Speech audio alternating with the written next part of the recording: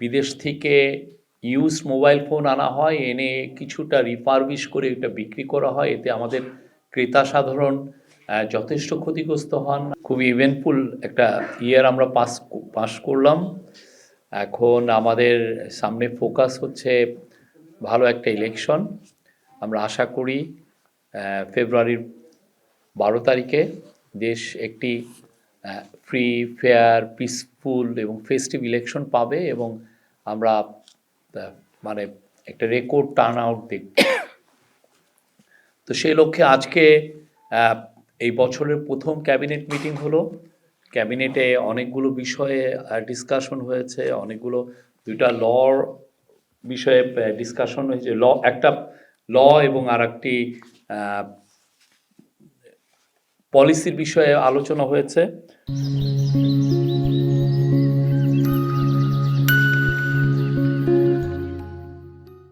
তো Bangladesh hi tech park অধ্যাদেশ 2025-এর বিষয়ে আলোচনা হয়েছে, কিন্তু এটা আবার ফেরত গেছে।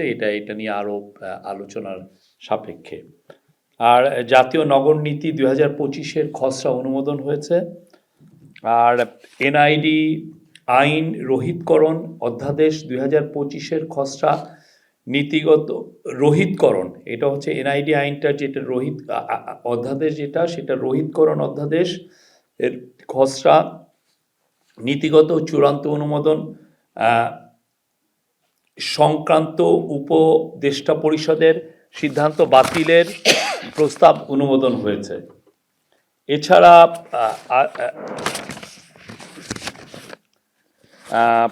আরেকটা হচ্ছে যে আপনি মোবাইল ফোন আমদানিতে কাস্টমস ডিউটি কমানো হয়েছে। সেটা আগে ছিল 25% কাস্টম ডিউটি, এখন দিতে হবে 10%। এটা করা হয়েছে এবং যারা মোবাইল ফোন যারা এখানে ম্যানুফ্যাকচার করেন তাদের জন্য কাস্টম ডিউটি যেটা আগে 10% ছিল সেটা 5% করা হয়েছে। এর ফলে আশা করা হচ্ছে যে বাংলাদেশে মোবাইল ফোন ইন্ডাস্ট্রি আরও বেশি ব্যাপকতা পাবে, আরও অনেকে ইন্টারেস্টেড হবেন বাংলাদেশে মোবাইল ফোন ম্যানুফ্যাকচারিং করতে। এবং আপনারা জানেন যে বাংলাদেশে প্রচুর বিদেশ থেকে ইউজ মোবাইল ফোন আনা হয়, এনে কিছুটা রিফারবিশ করে এটা বিক্রি করা হয়। এতে আমাদের ক্রেতা সাধারণ যথেষ্ট ক্ষতিগ্রস্ত হন। আমরাও সরকারও অনেক ট্যাক্স থেকে বঞ্চিত হন।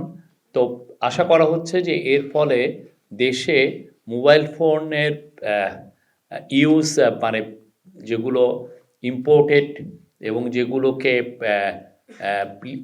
যে সমস্ত মোবাইল বাংলাদেশে উৎপন্ন হয় তাদের চাহিদা বাড়বে এবং এগুলোর দামও কমে আসবে। আর একটা আজকে কালকের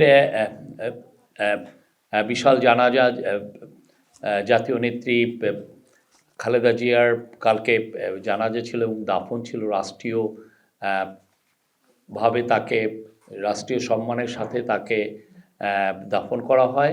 সে বিষয়ে আলোচনা হয় এবং সংশ্লিষ্ট যারা ছিলেন এই বিশাল আয়োজনে, যাতে সিকিউরিটি এবং অন্যান্য বিষয়গুলোতে তাদেরকে ধন্যবাদ দেওয়া হয়।